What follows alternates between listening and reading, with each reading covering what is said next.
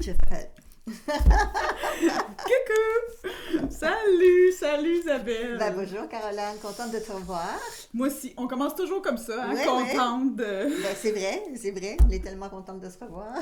On papote, comme on dit. Contente de se voir, contente d'être réunis, contente d'être ensemble. Oui, et avec vous. Oui, Et avec vraiment. Fait que je trouvais ça drôle que tu commences avec encore une fois que t'es contente d'être avec eux. Je change pas mes bons mots, j'aime ça ce mot-là. Contente. C'est justement une thématique que je voulais qu'on apporte, Bon. le choix des mots qu'on utilise dans notre vie. Parce que, je sais pas toi, mais parfois les clients qui viennent nous consulter, après une petite minute qu'ils ont parlé, Oui. il y a déjà beaucoup de mots qui ont fait Oui. à l'intérieur de nous. Je sais pas toi quel effet ça te fait. Oui. Mais moi, habituellement, après juste une minute, je suis comme « Ah! C'est ce mot-là qu'elle a utilisé, la façon qu'elle l'a décrit. » Les gens parlent beaucoup en métaphore aussi. C'est vrai. Hein? On pense que l'hypnose, c'est quelque chose de spécial et qu'on sait pas trop c'est quoi une métaphore, mais c'est fou à quel point les gens parlent en métaphore. J'utilise beaucoup des métaphores, oui. Ben, c'est le langage qui parle aussi à l'inconscient, de toute façon. Ouais. Les symboles, les métaphores. Exactement. Fait que c'est pour ça qu'après une minute, parfois, on a tellement d'informations, parce que là, ils nous ont donné une métaphore qui était vraiment pas aidante, très lourde de sens. Après ça, ils ont utilisé des mots très ravageurs, des mots à éliminer, si possible, de notre discours intérieur. Hein? Là, on attend qu'elle donne des exemples. Là, on va donner des exemples. Là, c'est quoi? Là, moi, je pense à un de mes clients qui me disait toujours au travail, on me presse comme un citron. Donc, c'est sûr que c'est pas très sympathique, là. À moins que tu veux boire de l'eau citronnée, là. Mais c'est pas trop sympathique. Ou bien, je me sens pris comme dans une boîte de sardines. Ouais. Tu sais, écrasé. Puis ça, encore, ce que je dis là, c'est pas très intense. Ouais. Parce que des fois, les gens disent des choses, il y a vraiment des intensités. Ouais, comme des fois, c'est comme... j'ai l'impression que mon corps est coupé en deux. Oui. Tu sais? Tabarouette, OK.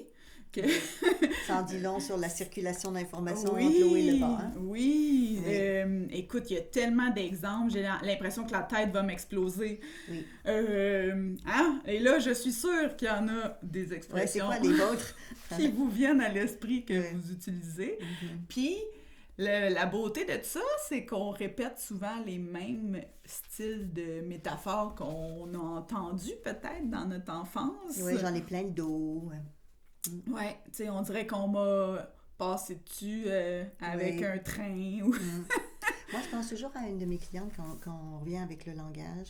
Elle avait un problème de vessie. Et puis, elle faisait des infections à répétition. Et puis, quand je lui ai posé des questions là-dessus, donc, quelles ressources elle aurait besoin, qu'est-ce qui serait aidant pour elle, elle a dit, il faudrait que je m'occupe de mes envies. Oui. Et là, j'entends plein d'autres affaires qui rentrent. Oui, alors qu'est-ce que tu entends? Vas-y, qu'est-ce que tu entends? Faut que j'arrête d'attendre que les autres me nourrissent. J'entends souvent ça, tu sais. J'ai l'impression que je cherche à l'extérieur de moi des choses pour me nourrir, tu sais. Puis le mot nourrir, on l'entend, là. On l'entend souvent. Puis on le dit même, là, tu sais, j'ai besoin de nourrir mon âme. Exactement. Mais là, après ça, on fait le petit lien avec la nourriture. Oui. C'est exactement ça. À chaque fois que les gens vont dire quelque chose, tu disais tout à l'heure que des fois, ça peut hérisser notre poil. Moi, en fait, la façon que je le décris, c'est quand j'entends dans la phrase que la personne dit un mot qui est plus chargé que les autres. Chargé, ça veut dire quoi, juste pour que vous le sachiez? Ça veut dire soit qu'il y a plus d'intensité, le volume est plus fort, il y a quelque chose dans la séquence, il sort du lot. Ouais. Et très souvent, ce mot-là, qui est très chargé, c'est lui qui est porteur de métaphores, de symboles, qu'il faut approfondir. Comme si, moi je vois ça comme ça, puis là tu pourras... mais moi c'est comme si c'est l'inconscient qui a réussi à lancer un message, pouc, pour que je puisse l'attraper. T'sais. La petite bouteille à l'eau, là. Puis pas toujours, mais parfois les gens n'ont même pas entendu le mot que je vais répéter, qu'ils ont dit. De là que je trouve qu'on dirait que c'est l'inconscient qui m'a lancé une perche pour que moi je l'attrape. Exactement. Alors que la personne a dit, ben non, j'ai pas dit ça. Puis là, oui, tu viens de dire la phrase comme ça, puis elle est comme, tu sais. Oui, c'est ça, les gens se rendent pas compte, comme moi, quand j'ai entendu envie, je lui ai posé la question, je lui ai dit, OK, tu viens de dire qu'il faut que tu t'occupes de tes envies. Le mot envie, on peut le comprendre de toutes sortes de manières. J'ai dit, donne-moi quelques exemples, pas juste un parce que ça aurait été limitant. Ouais. Quelques exemples de envie, c'est quoi? Mais elle dit envie de pipi. Je dis, ah, c'est bizarre ça. On parle de la vessie, puis tu parles de tes envies, puis là, il y a envie de pipi. Ça, c'est... OK, parfait, il y a quoi d'autre? Elle dit, ben, il y a envie, vivre, être en vie. Ah, OK, parfait. Donc, tu as envie d'être en vie, d'être vivante. OK, parfait. Et quoi d'autre? Voilà, un peu comme toi, tu viens de faire. Et puis c'est là qu'on se rend compte que dans le mot que la personne dit, il y a beaucoup plus que le mot, il y a une expérience. Ouais. Et c'est souvent cette expérience-là que la personne a occultée ou a cachée dans son inconscient ou a enfouie, ça dépend comment on voit les choses, ou ne l'entend plus. Oui. Mais comme tu dis, un message qui remonte à un moment donné pour que la personne puisse vraiment l'entendre et le comprendre. Donc, quand on parle de problématiques, comme là c'était pour la santé, moi j'entends souvent les gens utiliser des métaphores qui font en sorte que c'est pas trop aidant par rapport à ce qu'ils vivent. Oui, puis même le nourrir, ça me fait penser à nous, puis rire, oui. Tu sais, c'est ça. Puis les intestins, tu sais, fait que là, dans la santé, justement, tu sais, ça fait tellement de liens, tu sais. Oui. Puis c'est ça qui est le fun d'aller explorer, parce que des fois, c'est des liens qu'on n'avait pas vus. Mais tu sais, de là, l'importance que, justement, quand on est accompagné par quelqu'un, ben c'est justement ça. Tu sais, on est capable d'entendre des mots que parfois la personne, elle n'entend même pas ou elle s'est même pas rendue compte qu'elle a utilisé. C'est quand même assez phénoménal, tu sais. Que juste dans une discussion, on peut avoir accès à l'inconscient ou des messages. Oui, nous, c'est parce qu'on est habitués, on est entraîné à l'écouter. Hein? Oui. Mais je vous invite à quand même prendre un recul. Quand on est observateur, quand des gens parlent, des fois, c'est plus facile. Écouter une conversation, puis noter des choses que vous entendez pour le vérifier après. Est-ce que tu te souviens que tu as dit ça? La plupart du temps, les gens s'en souviennent même pas. Non. Vraiment pas. Et c'est les mots, encore une fois, qui ressortent du lot. Donc, soit parce qu'il y a une pause, soit parce qu'ils sont dits plus vite, plus lentement. Donc, moi, j'aime bien aussi, alors que je faisais ça quand j'ai commencé, puis j'encourage les gens à le faire, et je le dis aussi dans les cours de coach, d'enregistrer une conversation avec un client, par exemple, pour le réécouter après. Parce que des fois, on n'entend pas non plus une première fois, parce que votre oreille n'est pas habituée. Mais une fois qu'on est habitué, on réalise que l'inconscient, parce qu'on parle bien de l'inconscient, fait remonter une information à la surface, justement pour qu'on la prenne en considération, qu'on en fasse quelque chose. Oui, tu sais, fait que c'est pour ça qu'on parlait de la puissance des mots. Il y a plein d'autres dimensions aussi qu'on va aborder par rapport à la puissance des mots, mais juste que dans un mot que la personne va dire, à quel point il peut avoir comme le iceberg, là, tu sais, on voit juste le petit, juste la pointe, la petite pointe, là, mais nous, on sait que ce mot-là, en dessous, il y a tout un univers à aller explorer. Exactement. Ce que Caroline parle, ça vient de la PNL. Ben, ça vient d'ailleurs aussi, mais en PNL, on enseigne ça en programmation neurolinguistique. Là. Comme vous savez, j'enseigne le PNL depuis 40 ans. Là. C'est le fameux iceberg qu'on connaît dans plein d'autres disciplines, que le mot, en fait, c'est ce qu'on appelle la structure de surface. Et ça vient aussi des travaux de Noam Chomsky en linguistique. C'est un linguiste. Donc, le mot, c'est juste à la surface, comme le iceberg. D'ailleurs, ça va bientôt être la saison des icebergs. Chez nous, au Canada, si vous ne le savez pas, là, à Terre-Neuve, tous les ans, il y a les icebergs qui descendent, qui flottent, et puis on peut aller en bateau à côté. En tout cas, juste pour vous dire, c'est magnifique. C'est beau. Mais là, c'est le symbole de... C'est tout ce qui est en dessous. Et tout ce qui est en dessous, on appelait ça la structure profonde. Donc, il y a la structure de surface, il y a la structure profonde, puis ce qui permet de se promener de l'un à l'autre, c'est une transdérivation, c'est le terme technique. Donc, on va aller de l'un à l'autre. Donc, quand quelqu'un parle, ce qu'il nous dit, c'est ce qui est à la surface. Mais en fait, c'est juste un mot qui ne représente pas vraiment l'expérience. Et puis, en plus des mots, comme par exemple, si quelqu'un vous dit le mot « chat », ben, ce n'est pas le chat. C'est une représentation. Si quelqu'un dit une chaise, c'est pas la chaise. Donc, quand quelqu'un dit, par exemple, ben, j'ai envie, là, c'était le mot envie, je savais que c'était une représentation de autre chose. Mais je ne sais pas c'est quoi la représentation nécessairement que la personne s'en fait. Et c'est là qu'on va aller explorer. C'est quoi la représentation que la personne s'en fait? Puis tu nous pratiquais tellement à faire ça, justement, dans un court laps de temps, parce que dis-moi si je me trompe, mais je laisse toujours place à Isabelle pour rectifier quoi que ce soit. Mais souvent, la personne va dire pas mal tout ce qu'il y a à savoir dans les premières phrases. Exactement. Comme s'il y avait une richesse à écouter puis à entendre dans les 3-4 premières phrases. C'est comme si on a un portrait global, tu sais. Oui. Je sais pas si c'est parce que justement, tu sais, il y a comme... les gens, ils savent pas, fait que là, ils parlent, puis là, tu sais, oups, l'inconscient... Il en profite. Il en profite parce qu'elle sait pas où elle s'en va trop, puis là, oups, quand que là, la raison, elle commence à embarquer, « Ah non, mais finalement, c'est pas ça que je voulais dire, puis là... » C'est vrai. Hein? C'est vrai. Là, on dirait qu'on a déjà dérivé, là. Ouais, exactement. Alors que si on revient sur les 4 premières phrases qu'elle a dit, que souvent, elle se souvient pas nécessairement non plus, parce que justement, elle était comme nerveuse, elle savait pas où qu'elle s'en allait, mais c'est là où c'est riche, parce qu'il y a eu plein de petites pépites que nous, on a pu capter dans ces verbal et non-verbal. Oui, exactement, verbal et non-verbal. En fait, le non-verbal, il faut comprendre que ça veut dire non-verbal que la personne ne parle pas. Mais non-verbal, on parle des mots. Parce que il y a dans le non-verbal, le ton, le volume, le tempo font partie du non-verbal. Donc, c'est juste le mot qui fait partie du verbal. Mais tout le reste... Ah, c'est intéressant. Oui. Ouais. Donc, si la personne dit « Oh », ben, il y a le « oh » qui est verbal, mais qu'est-ce qu'elle veut dire, comment elle le vit, c'est tout le non-verbal. Ah, ouais. Et c'est ça qu'on cherche, en fait, à savoir. Parce que c'est vrai que la puissance des mots, c'est autant la puissance de qu'est-ce que ça veut dire, qu'est-ce que la personne a encodé comme expérience pour parler de ça, qui est complètement différent d'une personne à l'autre. Des fois, les gens vont dire quelque chose, puis l'encodage qu'ils ont est complètement autre chose. C'est une représentation. Oui, totalement. Hein? C'est pour ça qu'il faut valider. Parce qu'on ne peut pas planifier ou supposer pour la personne. Non, puis des fois, les gens vont dire vraiment, ils vont dire quelque chose, là, j'ai vécu une expérience, ça a été difficile, puis quand ils racontent l'expérience, ben, pas grand-chose de difficile là-dedans, ou l'inverse, hein.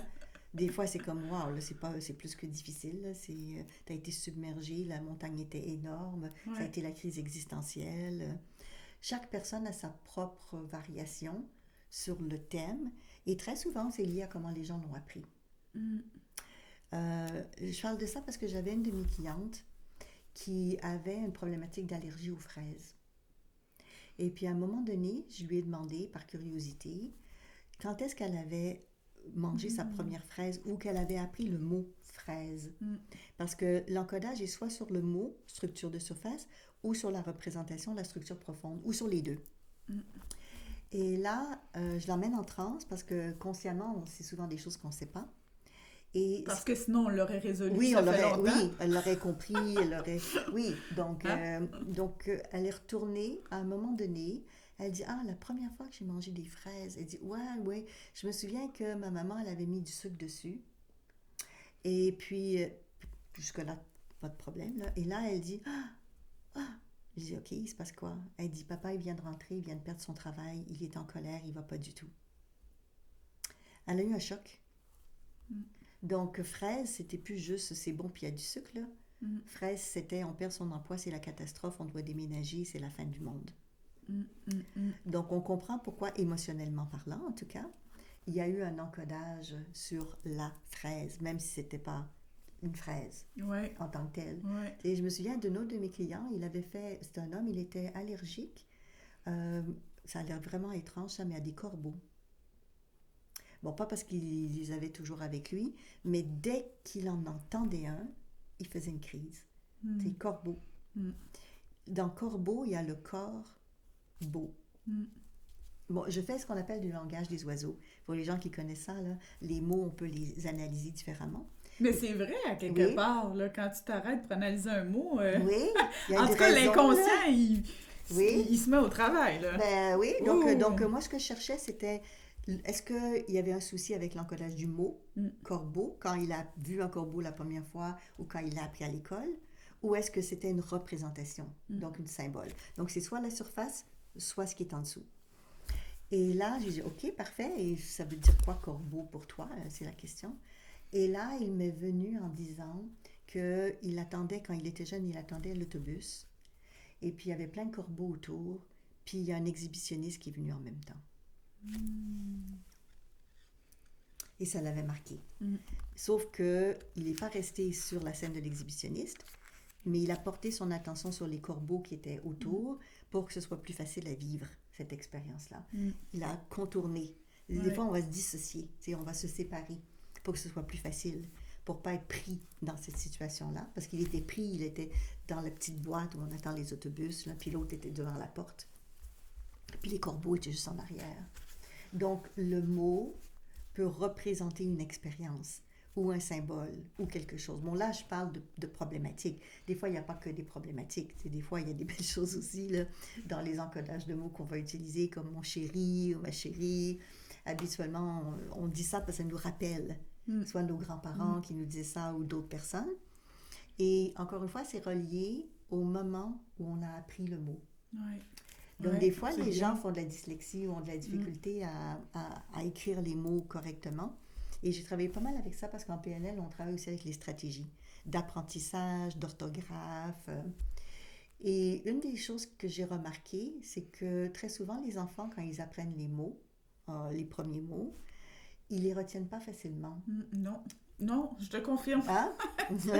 Ça vient pas naturel, ça. Il faut apprendre. Il faut apprendre, exactement. Et très souvent, c'est parce que la stratégie n'est pas gagnante, c'est pas la meilleure. Il y a eu beaucoup de choses en PNL qui ont été faites là-dessus. On a démontré que quand c'est visuel, c'est-à-dire que quand le mot est écrit, mais en hauteur, comme par exemple en haut de la classe, que l'enfant va le regarder lettre par lettre, il va s'en souvenir beaucoup mieux que si on lui dit.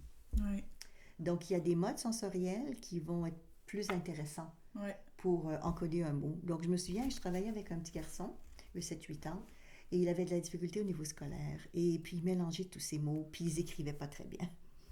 Donc, je lui ai demandé quand est-ce qu'il avait appris ce mot précis dans sa vie et c'était au primaire. Et je lui ai dit, OK, parfait. Donc, imagine que tu es dans la classe. Tu te souviens comment elle était? Oui. Donc, j'ai refait l'expérience.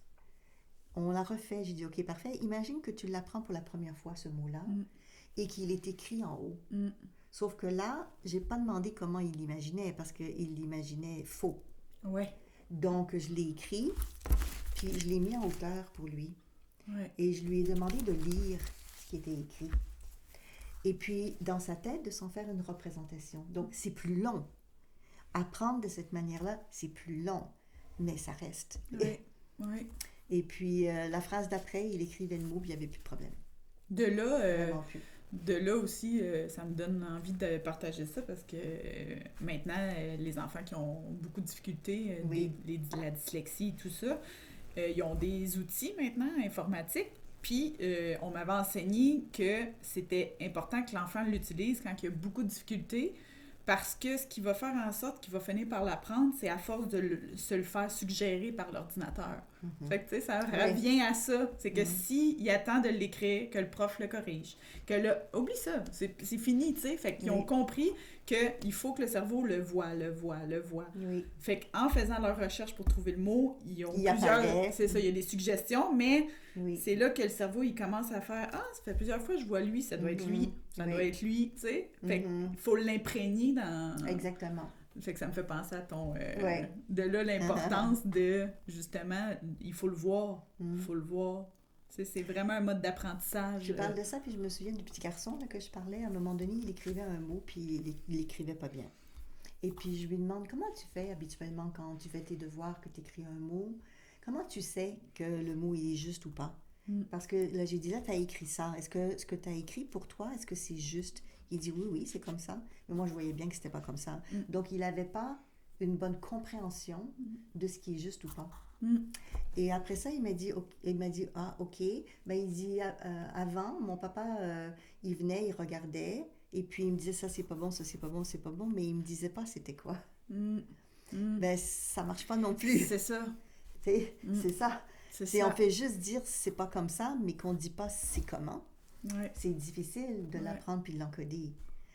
Puis en plus, si c'est pas dans le bon mode sensoriel pour que l'enfant l'encode encore plus facilement, ça devient difficile. Vraiment.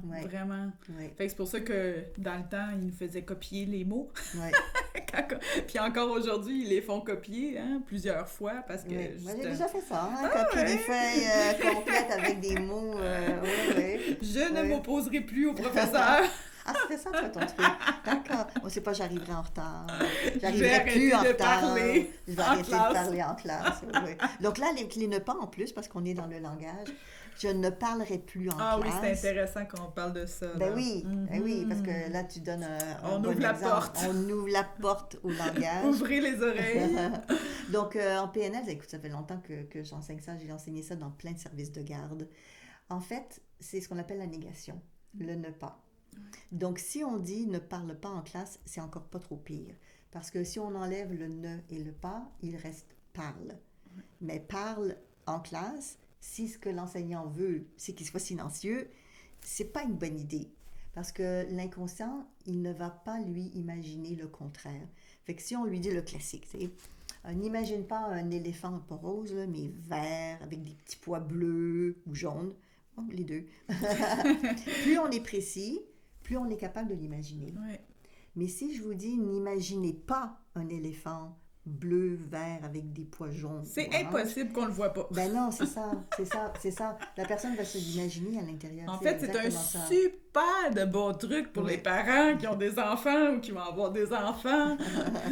S'il vous plaît, ne dites pas de ne pas. C'est ça la... Il faut faire attention à ça, vraiment, vraiment, parce que, encore une fois, l'enfant va comprendre le contraire. Ouais. Donc, le classique, c'est ne joue pas autour de la piscine, puis tout de suite, on entend un plouf, là, tu sais. Ouais. Donc, il faut dire à l'enfant on peut dire à l'enfant ce qu'on veut pas. Il n'y a pas de problème à lui dire ne joue pas autour de la piscine. Mais il faut lui dire, par exemple, reste à côté de la maison, va donner sur une solution. Oui, il faut lui dire ce qu'on veut. C'est quoi le comportement approprié qu'on recherche en fin de compte? C'est exactement ça. Au lieu de dire va pas embêter ta petite sœur, tu pourrais lui dire qu'est-ce que tu dirais d'aller faire des Legos dans le salon? Exactement. Parce que sinon, il y a de fortes chances qu'elle ait embêté sa petite sœur. Si ça n'a pas quoi faire d'autre en plus. Moi, je parce pense que le cerveau, il est fait comme ça. Ben oui. C'est ça, l'affaire. Oui, on a besoin d'une solution. Moi, je me souviens d'un ami, ça fait déjà des années de ça. Ses enfants étaient jeunes, il y avait 2 garçons. Puis à un moment donné, il vient à la maison souper, donc manger. Souper chez nous au Canada, c'est le dîner des fois pour certains Européens, là. Donc nous, c'est pas juste la soupe, là, mais c'est au moment de la soupe. Donc il vient à la maison et puis nous, on commence à parler, prendre un petit apéro, préparer le repas. Et à un moment donné, il dit à ses garçons, allez pas jouer, parce qu'à ce moment-là, on demeurait à un endroit où on était près d'une rivière. C'est dangereux. Donc, allez pas jouer près de la rivière. Bon, la vie est belle. 5 minutes après, toc, toc, toc, toc. C'était les 2 garçons qui revenaient. Ils étaient jeunes, 7-8 ans. Papa, où est-ce qu'on peut jouer? J'ai trouvé ça tellement beau. Donc, ils avaient compris où ils ne pouvaient pas aller, mais ils n'avaient pas compris ce qu'ils devaient faire. Exactement. Ouais. Exactement. Donc, d'où l'importance. Comme de dire, arrête de stresser, sois pas stressé. Ben oui, c'est facile de ne pas être stressé en plus. Hein?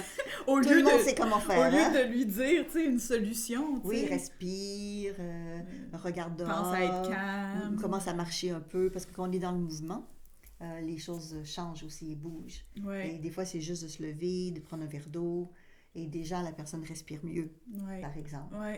Exactement. Donc, le langage, c'est aussi dans les ne pas. Oui. Ces fameuses négations. Donc, moi, j'ai travaillé tellement ça avec les enseignants à l'école. Ils ne courent pas dans les corridors. Ben oui. Qu'est-ce qu'ils entendent? Marche, exactement. On veut qu'ils entendent marche. Marche. Et pas cours. Non, c'est ça, marche. C'est exactement ça. C'est un bon exercice à faire dans la vie aussi envers nous, tu sais, à le faire avec nos enfants, avec les gens autour de nous, mais la même affaire avec ton conjoint, là. Oui, on s'en oublie pas, tu sais, au lieu de dire ça, fais juste donner la solution. Oui, c'est ça. Donc, c'est mieux de dire ce qu'on veut plutôt que de dire ce qu'on veut pas. Mais moi, j'ai rien contre le fait de ne pas dire ce qu'on veut pas, parce qu'il faut aussi affirmer ce qu'on n'aime pas, mais il faut aussi dire ce qu'on veut. Exactement. Le deuxième bout qui est exactement. Ce que tu désires qui se produise finalement. Oui, parce qu'avec les ne pas, on peut jouer avec aussi, tu sais, parce qu'on sait que l'enfant, ben aussi l'adulte, hein, on parle des enfants, n'entendra pas le ne pas. Mais on peut mettre entre le ne et le pas quelque chose de constructif. Oui. Mais ça peut des fois être difficile à comprendre.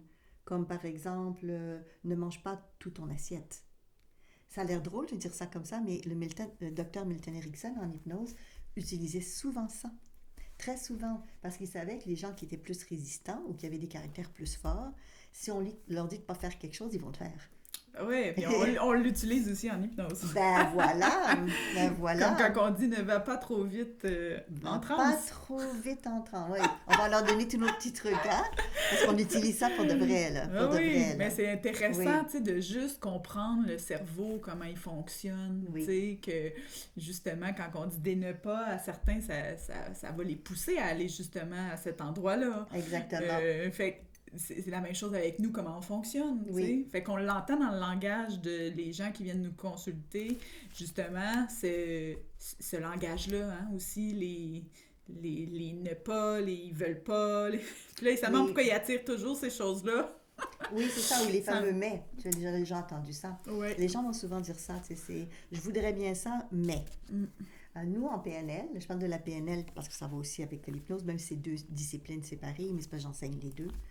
En PNL, quand on entend le mot « mais », on sait tout de suite qu'il y a ce qu'on appelle une incohérence ou une incongruence. Clairement. Clairement. Il y a une partie qui veut quelque chose, puis l'autre partie, elle veut peut-être autre chose. Ouais, puis j'ai même déjà entendu « non mais ». Non mais, c'est pas ça que je veux dire, mais. Puis là, je suis comme, tu sais, ça fait beaucoup de « mais », là. Après ça, on se demande pourquoi que c'est incohérent, là. J'ai entendu ça, des « mais », tu sais. On comprend pourquoi ils sont pris, là. Puis que ça... Hein? Oui. Donc, des fois, je pense à une de mes clientes, elle était très fatiguée, puis elle dit « Ah, je me suis sentie coupable. » Cheap, elle a dit cheap. Donc, c'est pas juste coupable. Je me sentais... Comment tu traduirais cheap, toi? L'expression québécoise. Ouais, c'est ça. Ben, c'est pas l'inverse de pas généreuse, mais, tu sais... Ouais, je me suis sentie mal.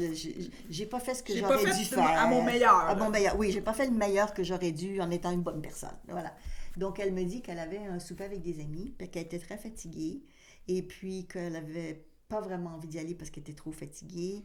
Mais elle me disait « Ouais, je veux y aller, ça serait le fun. Mais il faut que je pense à moi, je suis fatiguée. » Puis elle n'était pas très fière d'elle parce qu'elle les avait appelés, puis au lieu de dire qu'elle était très fatiguée, ce qui était la vérité, elle a trouvé une excuse. Donc, en plus, elle n'a pas dit la vérité.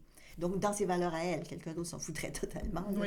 Mais dans ses valeurs à elle, ça l'a heurté. C'est pour ça qu'elle m'en a parlé. Mais dès qu'on entend le « mais », et même si c'est « mais je suis fatiguée », ben, on prend en considération les deux. Tu sais, c'est quel est l'avantage pour toi d'avoir le souper avec tes amis et quel est l'avantage de dire que tu es fatigué ou qu'est-ce que tu dois faire dans l'un et dans l'autre. Ouais. Parce que c'est pas la fin du monde que dire à des amis on se reprendra la semaine prochaine. Si mais c'est la fin du monde si on dit jamais nos choses aussi. C'est sûr. Parce que ça aussi, c'est des choses qui reviennent beaucoup. Hein? Oui, il faut assumer. Comme thématique, là, de pas déplaire. Oui, c'est ça. C'est exactement ça. Surtout si c'est des membres de la famille. Ce que ça peut faire. Moi, j'ai une cliente en bonne italienne. Donc, ses parents, le repas, c'est tous les dimanches. C'est vraiment, là, si elle y va pas... La tradition, c'est ça. Donc là, si elle y va pas, c'est la fin du monde. Et puis, il y avait ce conflit interne. Tu sais, de temps en temps, un dimanche, moi aussi, j'aimerais ça être un peu plus tranquille. Là. Donc, quand il y a ce « mais », ça peut être autre chose que « mais ». Ça peut être « tandis que »,« je voudrais cependant ». Donc, il y a plusieurs mots qui sous-entendent qu'il y a ce conflit. Ouais, je suis pas sûre, je suis pas certaine, j'aimerais... Ou cependant, allez voir, c'est ça. On a tendance encore à dire le « mais », là, on le dit souvent. Oui, c'est ça. On le dit souvent. On sent On sent l'ambivalence. On sent la balance, hein, qui penche d'un côté puis de l'autre. Hein? Exactement. Donc, ça, quand on entend ça dans les mots, parce que là, on est dans le langage en ce moment, c'est qu'on sait que la personne est en train de générer un conflit en elle. Et éventuellement, les conflits, soit des conflits mentaux, de réflexion ou émotionnels, comme ma cliente qui se sentait coupable, c'est pas trop bon pour le bien-être et pour la santé. Tu sais, ça fait monter du stress. Oui. Et ça génère éventuellement des problématiques émotionnelles ou de santé physique. Avec le temps, bien évidemment. D'où l'idée d'assumer puis d'apprendre à dire les choses. Mais c'est vrai que c'est pas juste de le dire. C'est parce que la majorité des gens, quand ils ont de la difficulté à dire, exemple, à un membre de la famille, ben, je viendrai pas manger parce que je suis fatiguée, par exemple, c'est plutôt qu'ils ont peur des représailles, des conséquences. Parce que des fois, ils vont se le faire dire. Ouais. Mais tu peux pas ne pas venir. J'ai invité toute la famille. Mais là, c'est vraiment un bon moment d'éduquer les autres membres de la famille. Oui, parce qu'il y a beaucoup de membres de la famille, des fois, qui veulent nous faire sentir coupables. Oui, puis là, ça donne l'occasion à son frère de pouvoir ne pas venir l'autre semaine d'après, à l'autre. Oui, comme ça, ça leur donne le droit et l'autorisation. Oui. Mais des fois, quand on est le premier, c'est un peu gênant. Oui. Hein? Un peu difficile, hein? Oui. Surtout quand il y a de la pression. Oui. On a déjà parlé de ça, prendre sa place, se positionner, assumer ses choix. Prendre sa place, oui.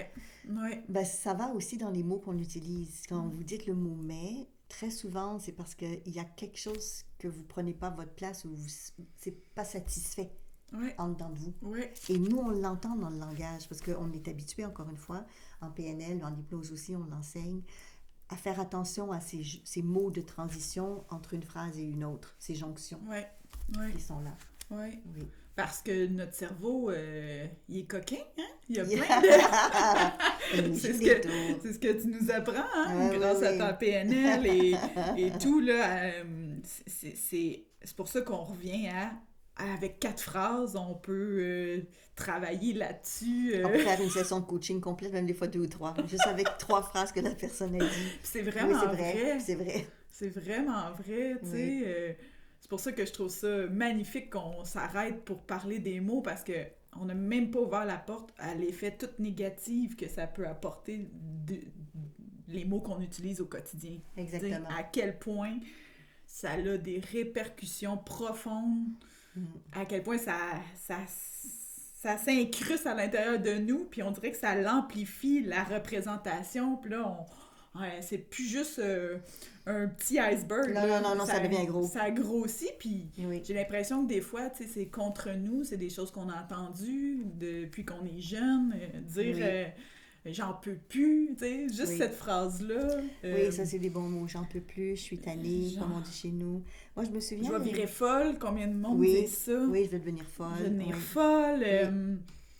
Il y en a tellement.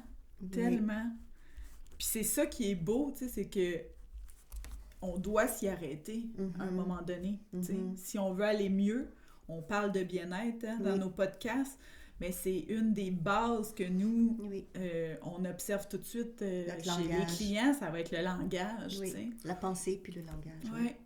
Comment on pense les choses puis comment on les exprime ou on les dit. Je me souviens d'une fois, parce que ça m'avait beaucoup marqué de ça, il y a déjà plus de 20 ans maintenant. Je donnais une formation dans une école. Je leur enseignais la PNL. Et là, c'était le personnel. Et la cloche sonne, donc c'est la fin de la journée. Donc, j'ai terminé ma formation, je vais dans les couloirs, tous les jeunes sont là, c'était des petits. Donc, ils sont tous là, les casiers. Puis à un moment donné, donc c'est bruyant. Et puis à un moment donné, j'en vois un qui est très triste, il est recroquevillé dans son coin, c'est que je vais le voir. Et puis, je lui dis, mais qu'est-ce qui se passe? Qu'est-ce que t'as? Et il allait vraiment pas bien. Et il a commencé à pleurer. Et puis, je lui dis, OK, mais pourquoi tu pleures? Qu'est-ce qui se passe? Il m'a dit, ma maman, elle est toujours fatiguée. Et je lui dis, ça te fait quoi, toi, quand ta maman est toujours fatiguée? Et il dit, c'est de ma faute. Ben oui, parce que les enfants, ils le prennent souvent sur eux. Ouais. Et la maman est arrivée, parce qu'elle venait le chercher sur l'entrefait, parce que c'était vraiment dans une école primaire, pour avec des plus jeunes. Et là, je la prends à part, puis je lui dis, écoute, quand je suis arrivée, ton fils m'a dit que tu étais toujours fatiguée. Je sais que c'est pas la réalité, évidemment, là, mais il l'interprète de cette manière-là. Et là, elle a eu un petit déclic. En fait, ce qu'elle me racontait, c'est que des fois, elle arrivait à la maison, elle était épuisée de sa journée de travail, puis elle allait s'enfermer dans la toilette, comme beaucoup de parents, avoir un petit répit. Puis comme ça te cognait à la porte, puis ça voulait ouvrir, souvent, elle disait, j'ai besoin de temps parce que je suis fatiguée.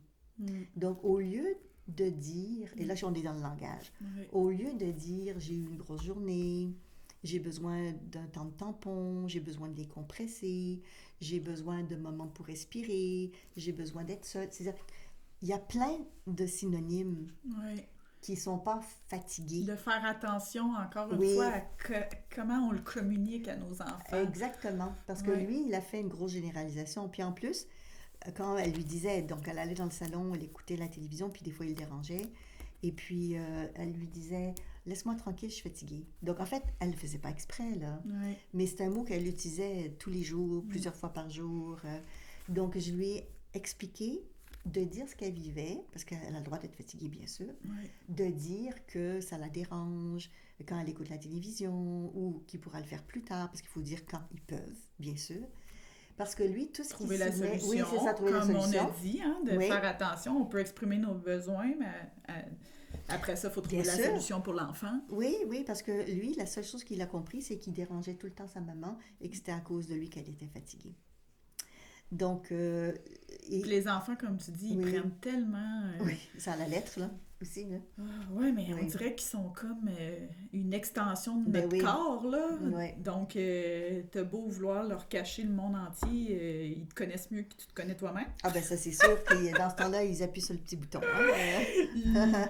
Ils savent beaucoup de choses. Oui, ils le sentent, ils ont cette sensibilité-là, Ouais. intuitive, Ouais. on va dire, au niveau inconscient, ils perçoivent des choses aussi. Donc ça, c'est un exemple que je voulais vous donner parce que, surtout avec les enfants, c'est bon de varier le vocabulaire. Et Ouais. Premièrement, Ouais. ça les aide à apprendre du vocabulaire, ce qui est une bonne chose. Oui. Puis si vous ne savez pas quoi dire d'autre que fatigué, cherchez sur Internet. Je pourrais dire quoi d'autre? Ouais. Ouais. Et parce qu'il y a plein de choses qu'on peut dire à la Ouais. place pour que l'enfant évite d'imaginer, comme ils font souvent, que c'est eux les responsables Ouais. de la situation. T'sais.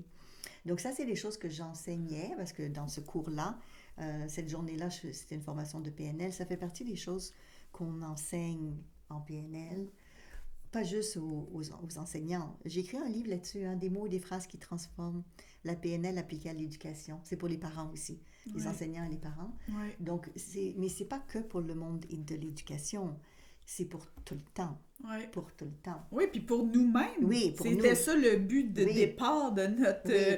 podcast sur le pouvoir des mots qu'on utilise, en fait, parce que Oui. autant ça a des répercussions avec qui on parle, autant ça en a à l'intérieur de nous, Oui, avec notre discours intérieur. Oui. Tu sais, les petites voix qu'on entend, oui, oui, exactement. les multiples petites voix qu'on entend, puis qui utilisent toujours les mêmes types de phrases aussi, que... tu sais, les gens souvent disent, mais c'est quoi notre discours intérieur? Comment qu'on fait pour le changer? Ben, Oui. ça peut commencer juste par choisir des meilleurs mots. tu Oui, sais. quand on s'en rend compte déjà, hein, c'est ce qu'on est en train de Ouais. dire, puis des fois on s'en rend pas compte, mais vous pouvez demander, moi j'ai déjà fait ça avec un client, puis il se rendait pas compte de ce qu'il disait. Mm. J'ai demandé s'il accepterait que sa femme, mais c'est un jeu, hein, parce que c'est pas pour se détruire mutuellement, qu'à chaque fois qu'il dit quelque chose, que ça n'a pas trop de sens, que sa femme lui fasse juste un signe, Ouais. pas plus, juste pour qu'il dise « Ah, c'est quoi que je viens de dire? Mm. Parce que dans son cas, il avait vécu une période très, très difficile parce qu'on lui avait annoncé qu'il avait un cancer. Déjà, quand on a un problème de santé, c'est vraiment difficile des fois juste à accepter le diagnostic, là. Et il a commencé à être dans un stress infini, donc il a commencé à faire de l'anxiété, il a perdu beaucoup de poids. Puis en plus, ben, au Canada, au Québec, c'est comme dans plusieurs pays, mais ici, des fois, entre le moment où on annonce puis le moment qu'on a le rendez-vous, ça peut être assez long. Ouais. Il y a des pénuries de On médecins, peut des se listes faire d'attente. des scénarios. On peut hein? se faire beaucoup de scénarios, beaucoup. Et là, les petites voix peuvent se faire aller. La petite voix du genre, ben, pendant ce temps-là, le cancer se développe, je peux mourir d'ici là, j'aurai pas de soins. Puis il avait confiance en son médecin. C'était même pas ça, la Ouais. situation. C'est que ça a fait monter en dedans de lui une anxiété profonde. Ouais. Donc, il est allé consulter. Il est allé en psychologie et je lui ai conseillé, je dis, il faut que tu consultes, reste pas comme ça. Mais même à ça, une fois le cancer passé, il a guéri, il est resté très fragile. Mm. Il était resté fragilisé et il y a des mots qu'il redisait, qui le ramenait toujours en arrière. Ouais. Oui, C'est un peu comme nos expériences de vie c'est ça. dites difficiles ou traumatiques, tu sais.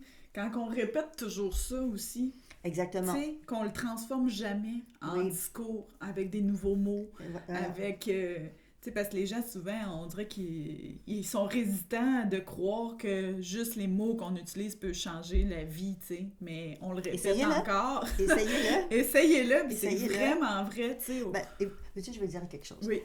Prenez votre plat préféré et puis faites juste verser dedans ça de poivre.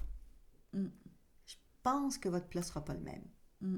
Ça prend pas grand-chose. pour générer un changement. En PNL, on appelle ça des sous-modalités, des caractéristiques. On va changer une caractéristique et on change toute l'expérience. L'exemple là, qu'on donne souvent dans les formations, c'est imaginez que vous êtes en train de manger une pomme verte. Souvent, les gens vont... Comme plus surette, hein? Parce que, ouais, sont plus acides et tout. Et là, on leur dit, imaginez une pomme rouge juteuse. C'est une pomme. La seule chose qui a changé, c'est la couleur. Et c'est une représentation. Ouais. C'est même pas la vraie pomme. Ouais. Vous pouvez le tester, hein? Oui, testez-le. On le disait pour que vous puissiez le tester, voir quand vous prenez vraiment un instant pour faire ce petit jeu, juste pour voir ce qui se produit dans votre bouche, dans votre... à quel point ça a de l'incidence. Là. Et c'est juste une sous-modalité, une caractéristique. C'est même pas une réalité, c'est une caractéristique. Ouais. Donc, c'est pour ça que changer un mot, qui est la structure de surface, si on fait juste changer une représentation, comme ça vert change et toute rouge. l'expérience. Vert et rouge. Vert et rouge seulement, là. Oui. Oui. Puis tout d'un coup, c'est une pomme surette, puis de l'autre côté, c'est une pomme sucrée. Bon, après, on peut aimer les deux, ou plus un que l'autre. Ouais. C'est pas le propos. Le propos, c'est qu'on peut changer un tout petit truc, et ça change une grande expérience. Ouais. On avait ça en PNL, la sous-modalité critique, de l'anglais critical, que moi je traduis en français avec la sous-modalité déclencheur. Ça veut dire quoi? Ça veut dire le changement, le petit changement, qui peut être une forme, une couleur, dans le mode sensoriel, ça peut être un son, odeur, un son. Et que si on change ça, on change toute l'expérience. Oui. Oui. Parce qu'on l'a encodé d'une certaine façon. Exactement. Puis la façon de déjouer un peu, si on veut, ou de... Il y en a qui vont dire hacker notre, on change, notre cerveau, ou peu importe, là, c'est la grosse mode, là, aller hacker votre cerveau. Ça en est un exemple. Qu'en changeant juste un sens dans toute une expérience, on peut réécrire l'histoire complètement. Exactement. Donc, avec les caractéristiques, parce que là, on parle de sous-modalité, peut-être vous poser la question, c'est quand vous pensez à quelque chose, comme le monsieur que je vous parlais, mon client, il se rassassait le passé, une scène qu'il n'avait pas résolue, qui avait été très conflictuelle pour lui. Et puis sa femme disait, à chaque fois que tu retournes là-dedans, ça t'aide pas. Là. Puis même s'il avait guéri de son cancer, il était resté fragile. Et il retournait. Donc elle lui faisait des petits signes. Puis il a pris conscience. Puis il a pris conscience aussi qu'il savait que ça ne l'aidait pas. Donc, qu'est-ce que je peux changer? C'est ça la question pour vous. Quand vous vous rappelez quelque chose qui ne vous fait pas du bien, qu'est-ce que vous pouvez changer dans cette mémoire? Ça peut être une petite chose, mais qui va faire que vous ne vivrez pas l'expérience de la même manière. Oui, puis je suis sûre que vous avez 3-4 phrases par jour que vous répétez, genre « je manque de temps ». J'y arriverai jamais. Et si tu commençais juste par dire que tu as plein de temps. Oui, parce mais que c'est quoi? Changer là, le fait de manque, je suis stressée, tu sais, combien de gens disent ça? Ou juste, je fais de l'anxiété. Tu sais, je fais de l'anxiété. Oui. Tu sais, à un moment donné, il y a aussi cette différence-là. C'est de l'anxiété ou c'est du stress? Oui. Parce que du stress fait moins de dégâts à l'intérieur de nous que le mot anxiété.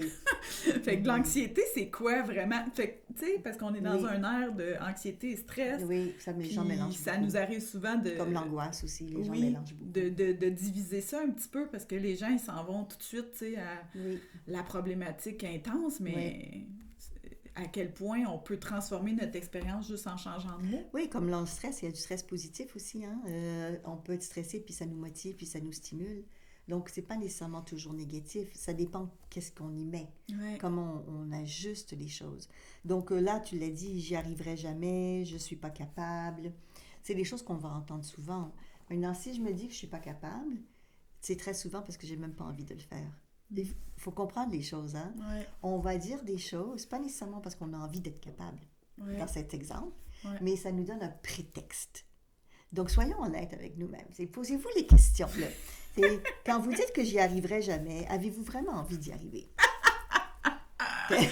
Oui. Bon. Ou est-ce que vous voulez qu'on vous lâche? Tranquille, qu'on vous laisse tranquille. Ou j'ai pas le temps, je manque de temps. Est-ce que tu as vraiment envie de prendre ce temps-là? Est-ce que tu veux prendre ce temps pour faire ça? C'est ça, parce que c'est des bonnes excuses aussi. C'est des très bonnes excuses. Moi, je me souviens, à un moment donné, j'étais en coaching d'affaires. J'étais avec une femme d'affaires d'une grande position, puis elle me disait tout le temps, et c'était vrai dans son cas, je suis surchargée. Je suis débordée, je suis surchargée. Puis c'était vrai. Et là, je lui ai demandé, parce que c'est des mots lourds de sens, je suis surchargée. Quand tu es chargé longtemps, ben, tu peux tomber aussi. C'est dur pour le corps, c'est dur pour tout. Tu peux pas vivre avec ce mot-là sur tes épaules à tous les jours pendant... Des années. Non. Non, à un moment donné... Souvent, les gens, ils s'en rendent pas compte parce que c'est des expressions, puis on pense que ça n'a pas d'impact. Non, ça en a. C'est pour ça qu'on revient là-dessus. Ah oui, c'est pour ça qu'on en revient. De l'impact. Oui, parce que c'est honnête. Nous, ce qu'on dit, c'est pas de pas dire la vérité. Elle était vraiment surchargée. C'est vrai. Oui. C'est vrai. Mais comment on peut le dire autrement et quel est l'avantage d'être surchargé? Et elle, ce qu'elle a dit, c'est que ça me donne de l'importance. Et ça fait en sorte qu'à la maison, mon mari, c'est lui qui s'occupe du reste. Oui, un peu comme, ça me fait penser, le petit gars de sa maman qui est toujours fatigué, ben il pourrait... Ça me donne cette impression-là qu'il pourrait réaliser que, dans la vie, quand on dit qu'on est fatigué, ça nous permet de rien faire. Exactement. Fait que qu'est-ce qu'il dit que plus tard, il dira pas que lui aussi est fatigué pour pouvoir avoir le moins de tâches à faire parce qu'il n'en a pas envie de faire les tâches du soir quand il revient ou le souper. C'est ça. C'est la même chose pour la maladie, tu sais. Exactement. La maladie, des fois, on peut avoir pris exemple aussi de ce qu'on a vu, tu sais. Trouver des avantages dans chaque chose, en fin du compte, tu sais. C'est exactement ça. Je me souviens d'une fois, ma cliente, c'était une personne qui travaillait dans un service de garde au Québec, on appelle ça, là c'était public, un centre de petite enfance. Et elle me dit, je ne sais pas pourquoi Isabelle, mais elle travaille avec les tout petits. Elle, je ne sais pas pourquoi, mais rien que dans mon groupe, il y en a la moitié qui sont allergiques aux produits laitiers. C'est beaucoup, là. Il y a des allergies, ça existe, il y en a de plus en plus. Mais la moitié du groupe. Et là, je lui ai dit, OK, recule un petit peu au début que tu les as eus. Ça se passait comment aux heures des repas? Et qu'est-ce qui a été... Et à un moment donné, elle a eu un déclic. Et elle me dit, sais-tu quoi? Il y a un des petits garçons qui était venu me voir, puis il disait, Madame, pourquoi est-ce que vous ne buvez pas du lait? Puis elle dit, j'aime pas le lait. Mais je ne voulais pas lui dire, parce que je ne voulais pas l'empêcher d'en boire. Elle dit, je suis allergique. Ouais, ça... Comme les gens qui, parfois, ça pourrait qu'ils soient allergiques aux animaux pour s'éviter d'aller quelque part. Ça se peut que ça nous empêche de prendre des rendez-vous, aller voir des amis, aller voyager, mais peut-être on n'a pas envie de le faire non plus.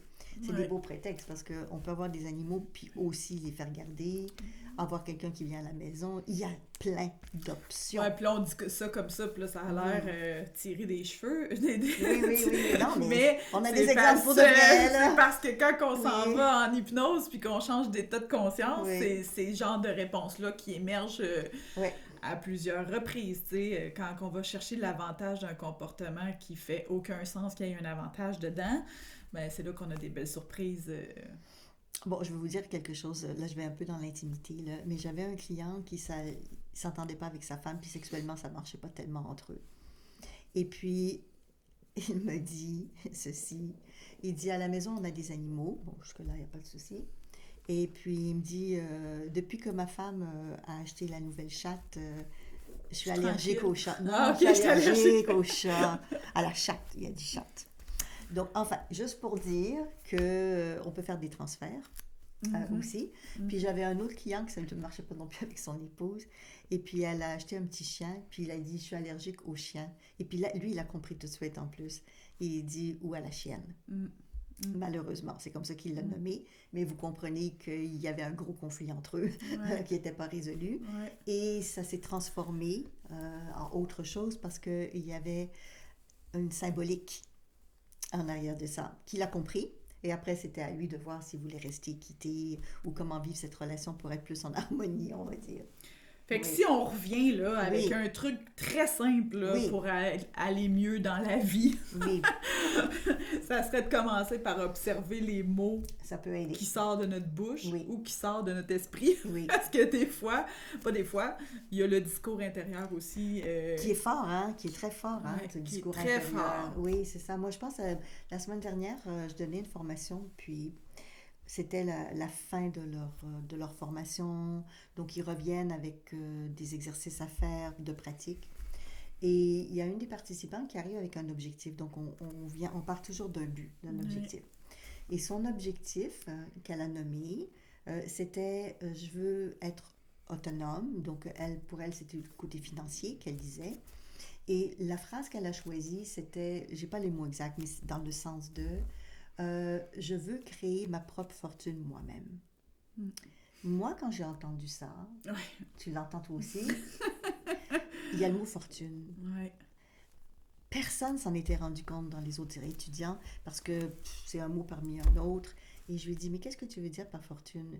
Parce que fortune, pour moi, c'est pas la même chose que sécurité financière. Ouais, on n'est pas à la même place, là. Là, c'est de la pression, là. On se met de la pression, là. Ouais. Puis j'ai dit, tu la vis comment ta vie? Es-tu stressée en général ou pas? Parce que... D'après moi, les standards sont élevés. Waouh! Je lui ai dit, wow! Mais juste un mot, voyez-vous, à quel point juste ce mot-là peut créer... Oui. Boum! Puis en fait, le mot fortune est très correct. On peut vouloir avoir une fortune, c'est pas un problème. Mais il faut juste vérifier, est-ce que c'est vraiment ça que tu veux, là? Parce qu'il y a des conséquences à générer une fortune. En fait, ce qu'elle a raconté, parce que ça l'a fait réfléchir, évidemment, elle avait voulu acheter une maison et puis elle n'avait pas assez d'argent et la banque lui a demandé que son papa soit signataire. Je ne sais pas si vous savez, mais à plus de 40 ans, demander que votre père signe, c'est pas quelque chose dans lequel on est super confortable. Mais ça va être de plus en plus commun parce que l'accès à la propriété est pas facile. Exactement. Exactement.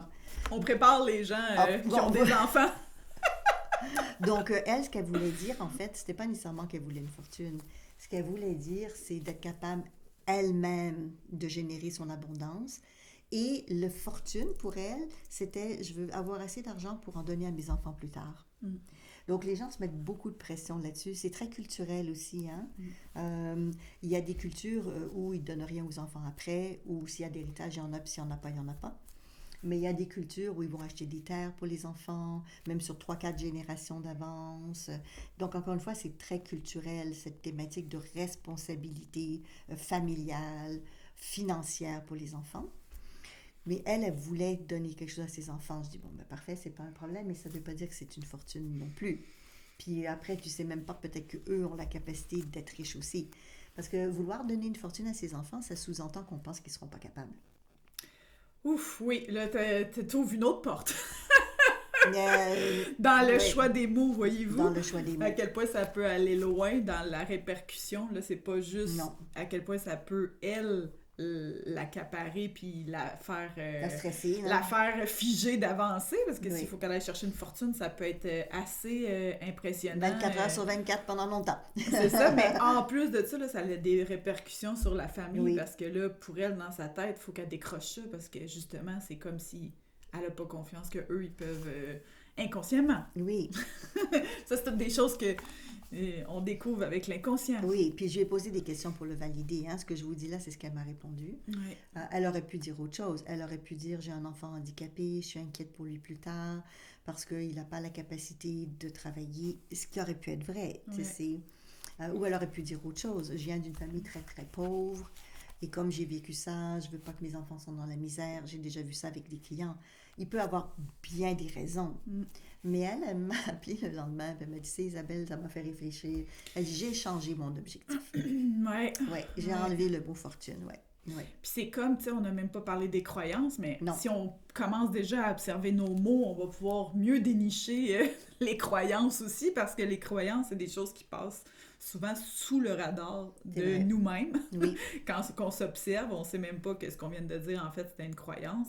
En fait, tout ce qu'on pense, hein, c'est pour ça que nous, on veut que vous soyez curieux, puis que vous soyez ouverts, parce que plus on est ouvert, moins les croyances sont rigides. Oui, et surtout parce qu'il y en a plein qui nous limitent. C'est dans ce sens-là. Elle nous limite à atteindre nos buts. Et énormément, puis on le sait pas non plus. Puis, ben souvent, on les retrouve dans les mots, encore une fois, tu sais. Fait que ça nous permet encore de voir que... là, il y a plein de termes, là, parce que c'est ce qu'on apprend avec toi, là, tu sais, les distorsions, toutes les façons de construire les phrases aussi, qui...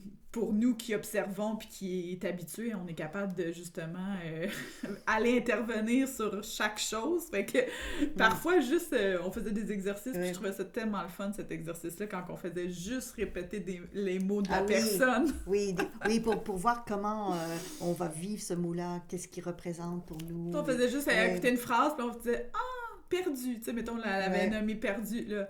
Oui, parce que là, puis là, tu voyais un autre mot chargé, tu répétais le nouveau mot, tu sais.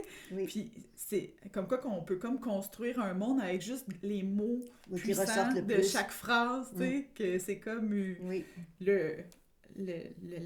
comment tu dis ça? La structure profonde qui apparaît à travers, tu sais. Fait que l'inconscient, il est partout dans nos mots, en fin du compte, tu sais. Fait que effectivement que c'est important qu'on les écoute, les mots qu'on utilise pour les transformer au plus vite. Oui, au plus vite. Oui, surtout si vous dites que vous êtes trop surchargé. Là.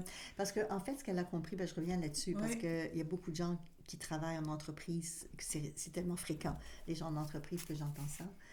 En fait, pour elle, ce qui était en arrière de ça, qu'elle a compris, donc je vous l'ai dit tout à l'heure, que son mari fasse les choses de la maison, là, mais elle a compris que c'était une façon de se plaindre. Bon, et de se trouver importante. Si je suis surchargée, c'est que je suis importante, c'est que je fais beaucoup de choses. Mais elle a compris que c'était sa façon à elle de se plaindre. Et puis de se plaindre que sa vie ne fonctionnait pas comme elle voulait, que les choses ne marchaient pas. Et elle a pris conscience à travers ses questionnements, puis avec cette phrase-là, je suis surchargée, qu'en fait, elle s'en mettait trop et que ça venait aussi d'elle, qu'elle n'avait peut-être pas besoin de faire tout ça. Parce que vous le savez sûrement, mais ça, c'est des statistiques qui démontrent en gestion du temps, mais c'est la loi de Pareto. 80% de notre temps est fait à faire des choses qu'on pourrait faire beaucoup plus rapidement. Donc, c'est un 20% en fait de temps très concentré, et le reste, on fait des choses pour faire des choses. Des fois, c'est même pas nécessaire. On va combler du temps. Et on comble du temps qu'on est fatigué. Parce qu'on est fatigué, on a moins de concentration. Donc, on va faire des choses qui ne demandent pas trop d'intellect ou de réflexion, mais on va combler du temps. Alors que ce temps-là, on pourrait aller marcher dehors, on pourrait aller lire, rire, s'amuser, changer les idées pour libérer notre esprit. Oui, ça me fait penser à une thématique qui revient souvent chez les mères. Ah, chez les mères. Celle que, les petits discours, que c'est tout le temps elle qui fait tout. Oui. Ou la charge mentale, exactement. Et là, on rentrera pas là-dedans. Oui. Mais c'est moi qui fais tout. Pourquoi c'est tout? Tu sais? Puis là, quand on va explorer ça, on se rend compte qu'elle fait tout parce que c'est son moyen à elle de se sentir utile. Exactement. Puis là, et de garder le contrôle des fois. Oui. Je vais juste le dire en plus. Et là, tu sais, d'aller faire ce chemin-là pour changer ce discours, c'est beau de voir que derrière chaque mot en plus, il y a tout qu'un univers de raccrocher à ça, tu sais. Oui, besoin de reconnaissance, par exemple, dans ce mot « je fais tout ». Besoin d'appréciation, besoin de donner le maximum d'amour à ceux autour de nous. Enfin, des fois, c'est un moyen de contrôler. Souvent, c'est des choses qu'on a appris, des mécanismes qui se sont installés depuis longtemps, depuis qu'on est jeune, parce que c'est comme ça qu'on était reconnu, par exemple, ou c'est comme ça qu'on se sentait utile. Ou... Bon, là, évidemment, on ne parle pas nécessairement aux filles mères. Si vous êtes tout seul à éduquer vos enfants, vous faites tout. Oui. C'est la réalité. Donc, on parle plutôt que dans un couple. Après, c'est très culturel aussi, la séparation des tâches. Mais il y a toujours quelque part quelqu'un qui en fait peut-être un petit peu plus que quelqu'un d'autre. Après, ça dépend comment on mesure les tâches. Est-ce qu'elle est pelletée dehors? Parce que ça, c'est souvent vu du côté masculin, même s'il y a plein de femmes qui le font. Là. Ma maman, même à 80 ans, elle pelletait encore dehors, puis mon père ne le faisait pas, juste pour dire. Donc, voilà. Donc, c'est des modèles. Mais ce qu'on fait ou ce qu'on ne fait pas, il faut toujours prendre ça en considération avec aussi, est-ce que c'est plus de pelleter dehors que de faire la vaisselle ou vice-versa? Fait que la séparation des tâches, c'est quand même quelque chose d'important. Puis la négociation avec les enfants, bien sûr, là, pour le faire. Là. Mais au-delà de ça, parce que nous, on est dans les mots, dans les le mots langage. Qui résonnent. Les mots qui résonnent. Il y a des chansons de Oui, hein? c'est ça qui m'est venu à l'esprit, tu l'as entendu. On la chantera pas, mais on l'a entendu. Non, on la chantera pas. Mais on peut faire les références, aller écouter la chanson, les mots qui résonnent.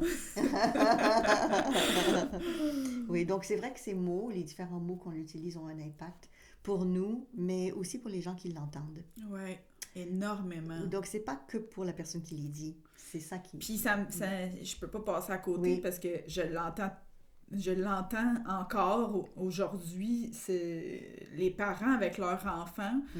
Je suis plus capable de l'entendre, fait que c'est pour ça que j'ai envie de le partager, parce qu'à chaque fois que j'entends ça puis que je suis témoin de ça, j'ai tellement le goût d'aller parler aux parents. Oui, je te comprends. Ça m'est arrivé à quelques fois aussi. Je me peux plus. Exemple, il est rendu 8h le soir, ils sont à l'épicerie avec un poupou de 5 ans, va te coucher, il est supposé d'être couché cet enfant-là, il est supposé, tu sais, puis là, ils sont comme, je te l'avais dit, c'était pas du monde, tu sais, on t'es pas gentil, fait que ces mots-là, t'es pas fine, t'es pas fin, t'es pas gentil, alors que c'est la faute des parents, là. Parce qu'il est tard, là. Oui, puis tu m'amènes sur une autre piste parce que j'ai enseigné ça dans le service de garde. Le jeune enfant, il sait pas du tout c'est quoi veut dire pas gentil. Aucune idée. Ça n'a aucun lien. Ça veut dire quoi? Tu parles trop fort, tu me déranges, tu viens me tenir dessus puis je suis en train de faire autre chose. Gentil, ça veut dire quoi? C'est un mot qu'ils ne comprennent pas, en fait. Puis c'est pour ça que je dis que les oreilles me... Oui. J'ai vraiment, là, j'ai le goût d'aller à la défense de ces enfants-là. N'utilisez pas ce mot-là. Mais ça affecte pas leur estime d'eux-mêmes. Pas gentil, pas fin, pas fine. Ils ne comprennent pas. Après, ils vont faire comme l'autre petit garçon qui disait « Ma mère est toujours fatiguée, c'est à cause de moi. » Donc, c'est ceux qui font des associations, surtout quand ils ne comprennent pas qu'est-ce qui est associé au mot qui a été dit. Donc, ça devient vraiment, vraiment cool. Ou t'écoutes jamais. Oui, c'est jamais. Oui, c'est vrai. On a oublié d'en parler, ça. Là. T'écoutes jamais. On te le répète toujours. Ça prend toujours 1000 fois avant que tu fasses quelque chose. Hey, c'est des phrases tellement... Et qu'est-ce qu'on dit en PNL quand quelqu'un dit ça? Toujours. Il n'y a pas une fois. On cherche des exceptions. Parce qu'il y a des gens qui font des grosses généralisations. C'est quand quelqu'un dit « j'y arriverai jamais », ben... C'est sûr qu'il n'y arrivera jamais. Il y a des grandes chances qui arrivent pas, c'est certain. On rit, là, mais on l'a tous déjà dit peut-être, là. Il faut rire de soi aussi. Oui, là. Oui, on rit. Sauf que quand on s'en rend compte, c'est là qu'on, tu sais, les gens sont comme, ouais, mais je comprends pas comment je peux me changer, me transformer. Je sais pas c'est quoi les étapes, je sais pas par où commencer. Faites juste commencer par changer vos langage. Mots. Vos mots. Oui, les mots que vous utilisez. Puis être à l'écoute et être plus sensible aussi à ce que les gens autour de vous disent. Des fois, c'est pour leur dire, mais sans le dire d'une manière non élégante, évidemment, là, pour qu'ils en prennent conscience. Parce que si vous entendez un de vos copains, par exemple, qui vous dit « je suis débordé », ben vous savez qu'il risque d'avoir des petits problèmes de santé ou autre après. C'est dans quel but il dit ça, qu'est-ce qu'il veut dire, c'est quoi pour lui, comment il peut changer les choses. Il faut l'emmener à consulter, peut-être, aussi. Si vous n'êtes pas formé comme coach, puis c'est votre copain, vous ne voulez peut-être pas, là. Mais c'est d'être à l'écoute de ce que les gens autour de vous vont nommer. Parce qu'à chaque fois qu'on nomme quelque chose, ça parle, on revient avec la structure profonde, ça parle d'une expérience vécue. Et si cette expérience-là a été mal vécue ou n'est pas finalisée, là, il y a un risque qu'en mettant juste une étiquette dessus, que ça... C'est encodé à l'intérieur d'une façon qui est... C'est ça. Aujourd'hui, on n'utilise pas à notre avantage. Non, c'est ça. C'est ça la magie des mots, en fait. Hein? Oui. Puis même nos enfants, tu sais, quand ils sont tout petits, c'est le temps là, de les reprendre, là, justement. Là, tu sais, ma vie est finie. Même chez les adolescents, c'est la même chose d'entendre. De prêter attention aux mots qu'on choisit. Je trouve que c'est tellement... Puis les ne pas utiliser, sans donner de solution. Dites ce que vous attendez de l'autre. Autant un adulte qu'un enfant. Oui, commencez par vous. Hein, puis on éduque nos enfants. C'est-à-dire qu'au fur et à mesure qu'ils vous entendent parler différemment, ils vont dire les choses différemment. Je le sais parce que j'ai été pendant plus de 10 ans au même service de garde. Chaque année, je formais les équipes là-bas. Et la première année, on a fait des exercices, on mettait en haut, dans le service de garde, les NEPA, on transformait les phrases. Ça a pris 3 ans. Avant que, donc je vous explique, première année, c'est l'équipe qui n'utilisait plus les NEPA. La deuxième année, ça a été les enfants. Eux-mêmes corrigeaient les plus jeunes. Mais la troisième année, ce qui a changé, c'est que les parents aussi utilisaient un langage différent.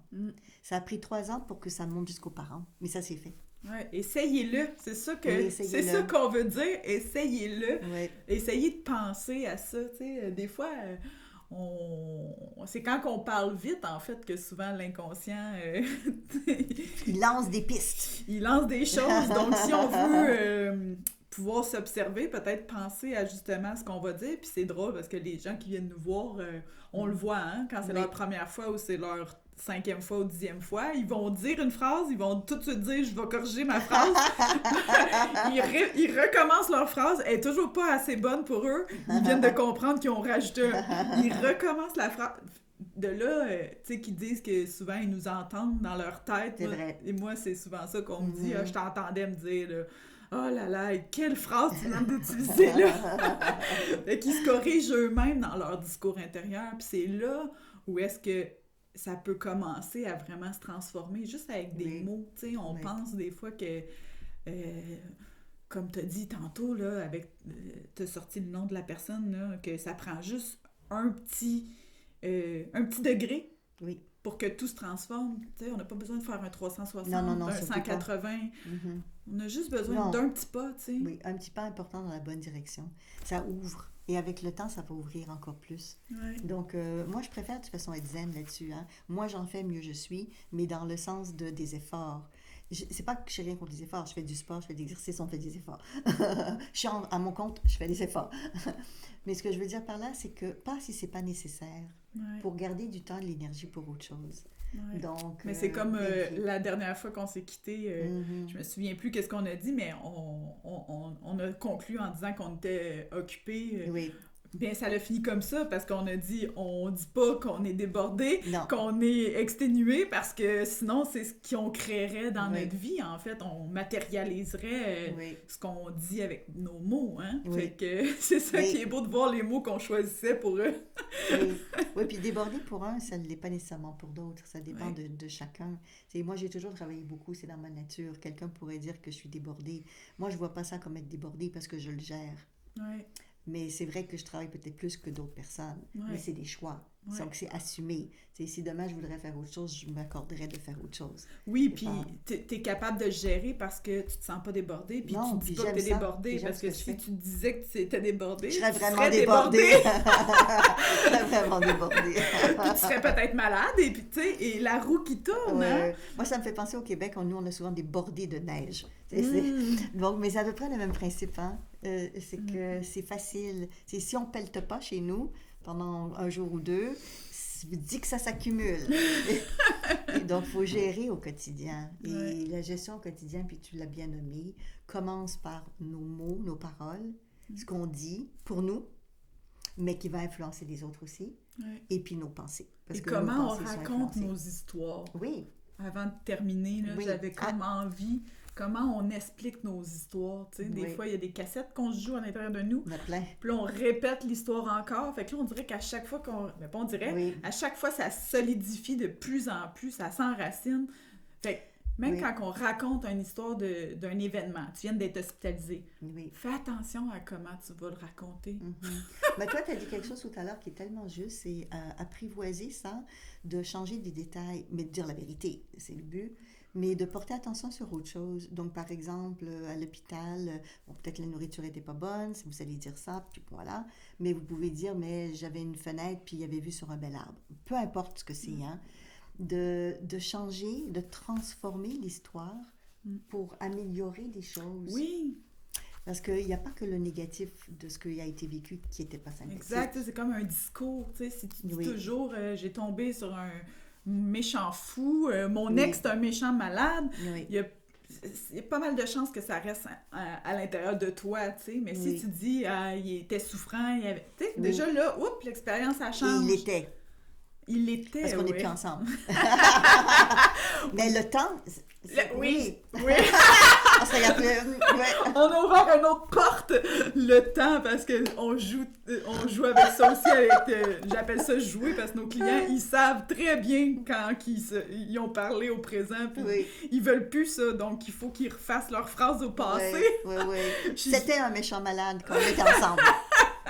Mais je trouve ça tellement savoureux quand les gens, ils se reprennent comme ça, tu trouves-tu? Ils nous parlent, ils sont comme « Ah là, non, c'est pas ça que je voulais dire. On envoie ça dans le passé. » Même si c'est pas du passé, on le met tout de suite dans le passé parce que la puissance des mots, on le répétera jamais assez. C'est pas là dans le moment, c'est que c'est du passé. Exact. Oui. Donc, pensez à ça. Oui. Qu'est-ce que vous dites, surtout le petit discours intérieur, c'est quoi les mots que vous répétez le plus souvent? Peut-être juste en sortir 1, 2 ou 3, ça va être déjà... ça va déjà être très, très bien. énorme pour voir l'impact que ça peut avoir à l'intérieur de vous. Puis surtout, si vous le changez, vous le changeriez pour quel mot? Oui. Merci. Bon Isabelle. challenge. Merci, Caroline. Bye bye à vous tous.